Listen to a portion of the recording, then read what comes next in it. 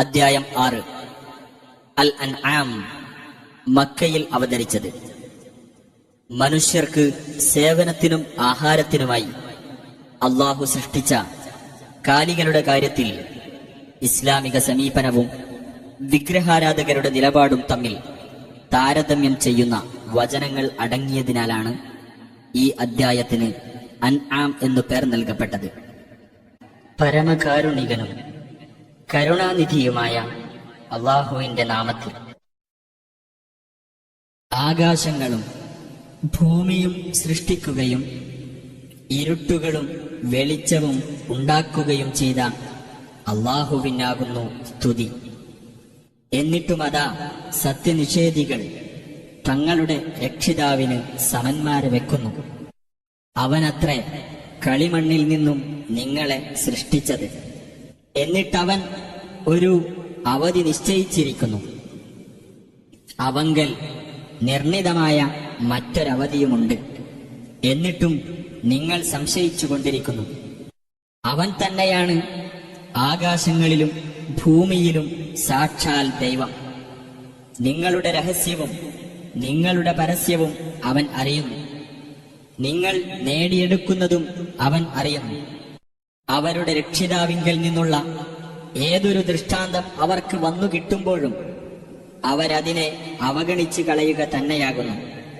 അങ്ങനെ ഈ സത്യം അവർക്ക് വന്നു കിട്ടിയപ്പോഴും അവരതിനെ നിഷേധിച്ചു കളഞ്ഞു. എന്നാൽ അവർ ഏതൊന്നിനെ പരിഹസിച്ചുകൊണ്ടിരുന്നുവോ അതിന്റെ വൃത്താന്തങ്ങൾ വഴിയെ അവർക്ക് വന്നെത്തുന്നതാണ്. അവർ കണ്ടില്ലേ, അവർക്കു മുമ്പ് നാം എത്ര തലമുറകളെ നശിപ്പിച്ചിട്ടുണ്ടെന്ന്. നിങ്ങൾക്ക് നാം ചെയ്തു തന്നിട്ടില്ലാത്ത സൗകര്യം ഭൂമിയിൽ അവർക്ക് നാം ചെയ്തു കൊടുത്തിരുന്നു. നാം അവർക്ക് ധാരാളമായി മഴ വർഷിപ്പിച്ചു കൊടുക്കുകയും അവരുടെ താഴ്ഭാഗത്തുകൂടി നദികൾ ഒഴുക്കുകയും ചെയ്തിരുന്നു. എന്നിട്ട് അവരുടെ പാപങ്ങൾ കാരണം നാം അവരെ നശിപ്പിക്കുകയും അവർക്ക് ശേഷം നാം വേറെ തലമുറകളെ ഉണ്ടാക്കുകയും ചെയ്തു. നബിയെ, നിനക്ക് നാം കടലാസിൽ എഴുതിയ ഒരു ഗ്രന്ഥം ഇറക്കിത്തരികയും എന്നിട്ടവരത് സ്വന്തം കൈകൾ കൊണ്ട് തൊട്ടുനോക്കുകയും ചെയ്താൽ പോലും ഇത് വ്യക്തമായ മായാജാലമല്ലാതെ മറ്റൊന്നുമല്ല എന്നായിരിക്കും സത്യനിഷേധികൾ പറയുക. ഇയാളുടെ അഥവാ നബിയുടെ മേൽ ഒരു മലക്ക് ഇറക്കപ്പെടാത്തത് എന്താണെന്നും അവർ പറയുകയുണ്ടായി. എന്നാൽ നാം മലക്കിനെ ഇറക്കിയിരുന്നെങ്കിൽ കാര്യം അന്തിമമായി തീരുമാനിക്കപ്പെടുമായിരുന്നു. പിന്നീട് അവർക്ക് സമയം നീട്ടിക്കിട്ടുമായിരുന്നില്ല. ഇനി നാം ഒരു മലക്കിനെ ദൂതനായി നിശ്ചയിക്കുകയാണെങ്കിൽ തന്നെ ആ മലക്കിനെയും നാം പുരുഷരൂപത്തിലാക്കുമായിരുന്നു. അങ്ങനെ ഇന്ന് അവർ ആശയക്കുഴപ്പമുണ്ടാക്കുന്ന വിഷയത്തിൽ അപ്പോഴും നാം അവർക്ക് സംശയമുണ്ടാക്കുന്നതാണ്. നിനക്കു മുമ്പ് പല ദൂതന്മാരും പരിഹസിക്കപ്പെട്ടിട്ടുണ്ട്. എന്നിട്ട് അവരെ കളിയാക്കിയിരുന്നവർക്ക് അവർ പരിഹസിച്ചു കൊണ്ടിരുന്നതെന്തോ അത് വന്നു ഭവിക്കുക തന്നെ ചെയ്തു. നബിയെ പറയുക, നിങ്ങൾ ഭൂമിയിലൂടെ സഞ്ചരിക്കൂ. എന്നിട്ട് സത്യനിഷേധികളുടെ പര്യവസാനം എങ്ങനെയായിരുന്നുവെന്ന് നോക്കൂ. ചോദിക്കുക, ആകാശങ്ങളിലും ഭൂമിയിലുമുള്ളതെല്ലാം ആരുടേതാകുന്നു? പറയുക, അള്ളാഹുവിൻ്റെതത്രേ. അവൻ കാരുണ്യത്തെ സ്വന്തം പേരിൽ ബാധ്യതയായി രേഖപ്പെടുത്തിയിരിക്കുന്നു.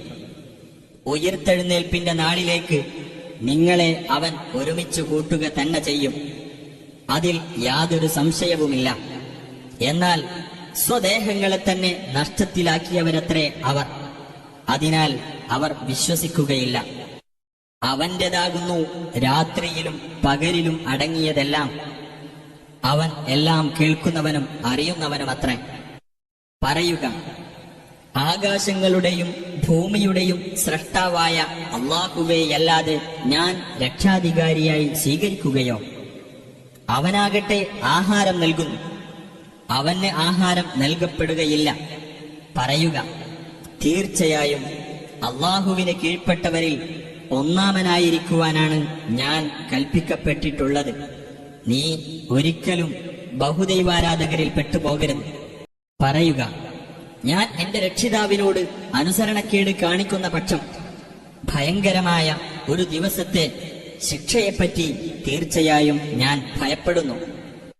അന്നേ ദിവസം ആരിൽ നിന്ന് ആ ശിക്ഷ ഒഴിവാക്കപ്പെടുന്നുവോ അവനെ അള്ളാഹു തീർച്ചയായും അനുഗ്രഹിച്ചിരിക്കുന്നു. അതത്രേ വ്യക്തമായ വിജയം. നബിയെ, നിനക്ക് അള്ളാഹു വല്ല ദോഷവും വരുത്തിവെക്കുകയാണെങ്കിൽ അത് നീക്കം ചെയ്യുവാൻ അവനല്ലാതെ മറ്റാരുമില്ല. നിനക്ക് അവൻ വല്ല ഗുണവും വരുത്തുകയാണെങ്കിലോ അവൻ ഏതൊരു കാര്യത്തിനും കഴിവുള്ളവനത്രേ. അവൻ തന്റെ ദാസന്മാരുടെ മേൽ പരമാധികാരമുള്ളവനാണ്. യുക്തിമാനും സൂക്ഷ്മമായി അറിയുന്നവനുമത്രേ അവൻ. നബിയെ ചോദിക്കുക, സാക്ഷ്യത്തിൽ വെച്ച് ഏറ്റവും വലിയത് ഏതാകുന്നു? പറയുക, അല്ലാഹുവാണ് എനിക്കും നിങ്ങൾക്കും ഇടയിൽ സാക്ഷി.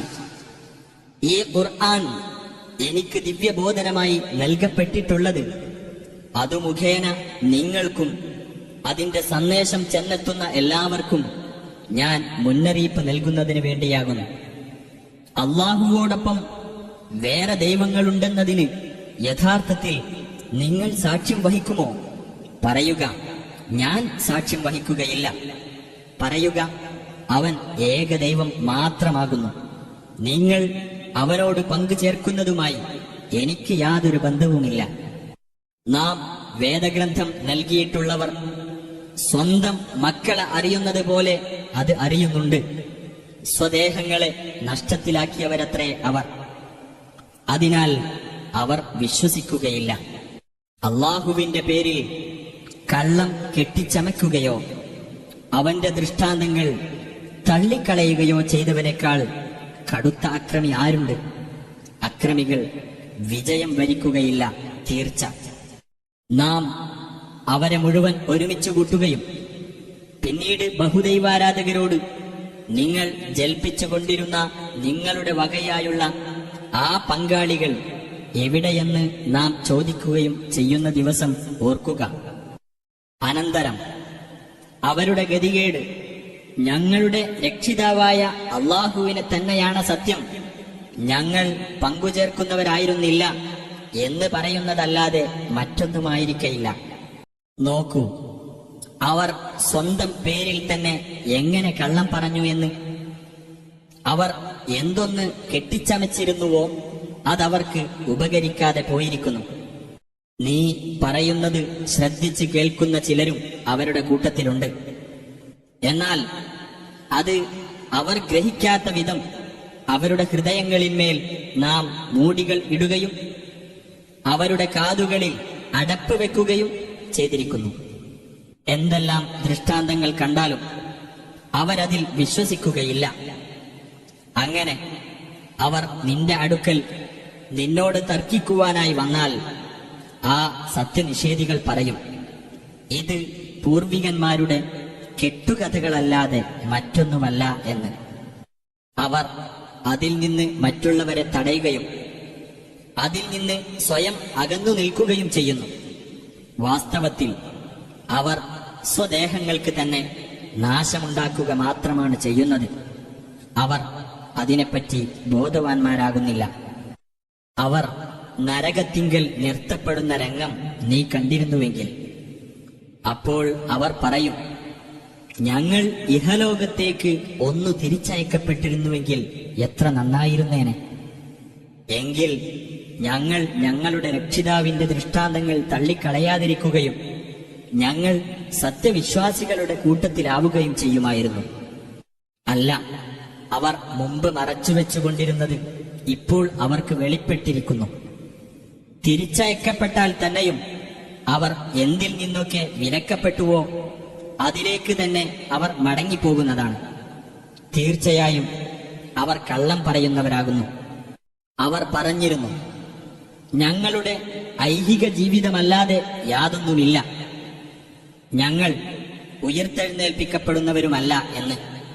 അവർ അവരുടെ രക്ഷിതാവിന്റെ മുമ്പിൽ നിർത്തപ്പെടുന്ന രംഗം നീ കണ്ടിരുന്നെങ്കിൽ അവൻ ചോദിക്കും, ഇത് യഥാർത്ഥം തന്നെയല്ലേ? അവർ പറയും, അതെ.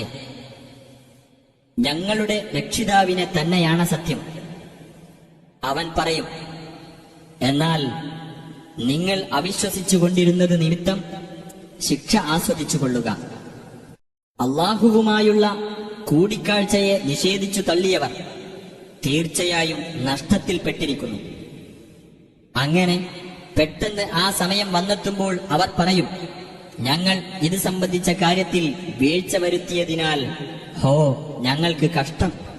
അവർ അവരുടെ പാപഭാരങ്ങൾ അവരുടെ മുതുകുകളിൽ വഹിക്കുന്നുണ്ടായിരിക്കും. അവർ പേറുന്ന ഭാരം എത്രയോ ചീത്ത. ഐഹിക ജീവിതമെന്നത് കളിയും വിനോദവുമല്ലാതെ മറ്റൊന്നുമല്ല.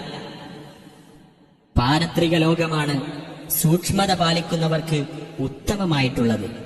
നിങ്ങൾ എന്താണ് ചിന്തിക്കാത്തത്? നബിയെ, അവർ പറയുന്നത് നിനക്ക് വ്യസനമുണ്ടാക്കുന്നുണ്ട് എന്ന് തീർച്ചയായും നമുക്കറിയാം. എന്നാൽ യഥാർത്ഥത്തിൽ നിന്നെയല്ല അവർ നിഷേധിച്ചു തള്ളുന്നത്. പ്രത്യുത അള്ളാഹുവിന്റെ ദൃഷ്ടാന്തങ്ങളെയാണ് ആ അക്രമികൾ നിഷേധിക്കുന്നത്. നിനക്കു മുമ്പും ദൂതന്മാർ നിഷേധിക്കപ്പെട്ടിട്ടുണ്ട്. എന്നിട്ട് തങ്ങൾ നിഷേധിക്കപ്പെടുകയും മർദ്ദിക്കപ്പെടുകയും ചെയ്തത് നമ്മുടെ സഹായം അവർക്ക് വന്നെത്തുന്നതുവരെ അവർ സഹിച്ചു. അള്ളാഹുവിന്റെ വചനങ്ങൾക്ക് അഥവാ കൽപ്പനകൾക്ക് മാറ്റം വരുത്താൻ ആരും തന്നെയില്ല. ദൈവദൂതന്മാരുടെ വൃത്താന്തങ്ങളിൽ ചിലത് നിനക്ക് വന്നുകിട്ടിയിട്ടുണ്ടല്ലോ. അവർ പിന്തിരിഞ്ഞു കളയുന്നത് നിനക്ക് ദുസ്സഹമായി തോന്നുന്നുവെങ്കിൽ ഭൂമിയിൽ ഇറങ്ങിപ്പോകുവാൻ ഒരു തുരങ്കമോ ആകാശത്ത് കയറിപ്പോകുവാൻ ഒരു കോണിയോ തേടിപ്പിടിച്ചിട്ട് അവർക്കൊരു ദൃഷ്ടാന്തം കൊണ്ടുവന്നു കൊടുക്കാൻ നിനക്ക് സാധിക്കുന്ന പക്ഷം അതങ്ങ് ചെയ്തേക്കുക.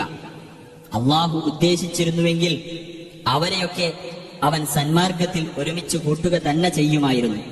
അതിനാൽ നീ ഒരിക്കലും അവിവേകികളിൽ പെട്ടുപോകരുത്.